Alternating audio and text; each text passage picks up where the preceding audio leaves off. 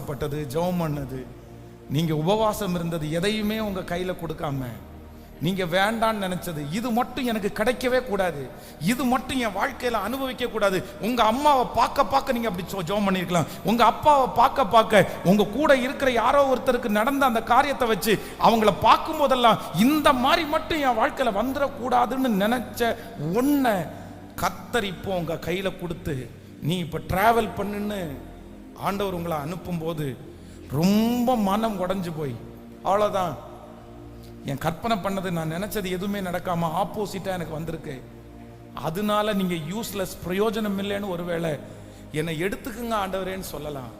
ஆனா உண்மையிலேயே என்ன அப்படின்னா, உங்களுக்கு பிடிச்சதை விட பிடிக்காததை கர்த்தர் உங்க கையில கொடுக்கும்போது நீங்க நன்மையா ஏத்துக்கொள்ளுங்க. அந்த பிடிக்காத காரியத்தை கொண்டு கர்த்தர் அந்த பட்டணத்தையே கர்த்தர் ரட்சித்தார்.